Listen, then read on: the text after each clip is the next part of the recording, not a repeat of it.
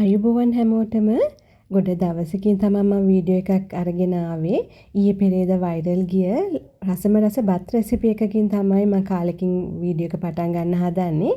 ඉතින් මේ රෙසිපි එක හරිම රසයි. මම බත් වර්ග කොහොමත් අතහදා බලන්න කැමතියි. බත් වර්ග ගොඩාක් තියෙනවා මගේ channel එකේ page එකේ දාලා. ඉතින් ඒව ඔයගොල්ලන්ට බලන්න පුළුවන්. මේකත් රසම රස බත් එකක්. ඉතින් ගොඩක් වීඩියෝස් දාලා තිබ්බා. ගොඩක් pages වල මේක දාලා තිබ්බා. ඒ නිසා මම එකක් මෙන්ෂන් කරන්නේ නැහැ. මේක බලමු කොහොමද හදන්නේ කියලා. ඉතින් පොඩ්ඩක් වෙනස් විදිහකට තමයි මම හදන්නේ. මම මෙතන අරන් තියෙන්නේ චිකන් ග්‍රෑම් 300ක් 350ක වගේ ප්‍රමාණයක් තියෙනවා. මම කිරලා ගත්තේ නෑ. අර තියෙන වීඩියෝස් වල නම් හැමත් එක්ක චිකන් ලෙග්ස් තමයි අරන් තිබ්බේ. ඉතින් මගේ ගාව ලෙග්ස් තිබ්බේ නෑ. මේක හදිසියේ මම ප්ලෑන් කරලා කරන්න හදපු රෙසිපි එකක් නෙමෙයි, වීඩියෝ එකක් නෙමෙයි නිසා. ඉතින් ග්‍රෑම් 300කට මම මිරිස් කුඩු තේ හැඳි භාගයක් වගේ එකතු කරා.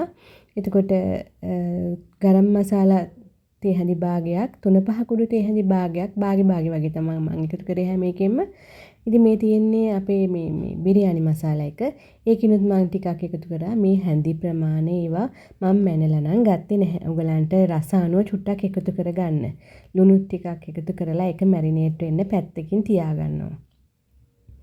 ඊට පස්සේ මෙතන ලූණු ගෙඩියක් ගන්නවා. ලූණු ටිකක් මේකට වැඩිපුර ඕනේ. ටිකක් ලොකු ලූණු ගෙඩියක් ගත්තා. මං හාල් සාමාන්‍යයෙන් මං මේකට ග්‍රෑම් 300ක් 350ක් ඒ වගේ තමයි අරගෙන තියෙන්නේ. බත් ප්‍රමාණයටම මම මස් එකත් අරගෙන තියෙනවා. ලූණු ටික පොඩියට ඒ වගේ කපා ගත්තා. තෙල් ටිකක් පෑන් එකට ලිපේ තියලා මම තෙල් එකටම ගී ඔයිල් ටිකකුත් දාගත්තා. ඔයගලන්ට ගී ඔයිල් තියෙනවා නම් දාගන්න. එතකොට බත් එක හරිම රසයි. සුවඳත් ඒ වගේමයි. ඉතින් ඒකටම දාගත්තම කුරුඳු කෑල්ලක් එනසාල් කරාබු නැටි කිහිපයක් දාගෙන මේ ලූණු එක හොඳට බැද ගන්නවා. මම ඒකටම මේ සුදු ලූණු ගෙඩියක් දාගන්නවා. ඒ ගෙඩියක් කියන්නේ බික් කිහිපයක් එක එකතු කරලා ගෙඩියක්.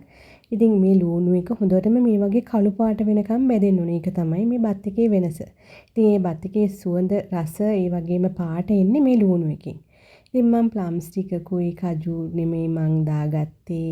රට කජු ටිකක් කජු තියෙනවා නම් ඔයගලන්ට දාගන්න. ඒක නම් මේ අමතර දෙයක් මගේ ගෙදර තිබ්බ නිසා ඒ ටිකක් දාගෙන මස් ටිකත් මං දාගත්ත මැරිනේට් වෙන්න තියාගත්ත.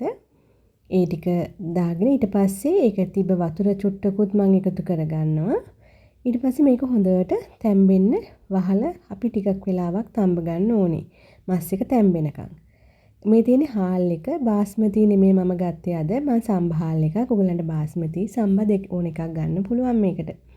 මේ තියෙන්නේ මේ බත් එක මස් එක ඉදුණට පස්සේ අර අනිත් අය හදපු රෙසිපි එකේ නම් ගොඩක් අය මස් එක අයින් කරලා වෙනම ඒක බැදලා අරන් තිබ්බා. චිකන් කකුල් වගේ ගන්නවා නම් ඒ ටික බැදලා වෙනම ගන්න පුළුවන්. මම එහෙම කරේ නැහැ. ඉතින් මම ඒ බත් එකම හාල් එක බාගෙට වගේ තම්බ ගත්ත හාල් එකක්. මේක අනිවාර්යෙන් බාගෙට තම්බ ගන්න. දාගෙන මේ විදිහට ලිප වහලා මම ලුණු ටිකකුත් දාගෙන හොඳට උයා ගත්තා. මේ තියෙන්නේ මේ උයාගත්ත බත් එක.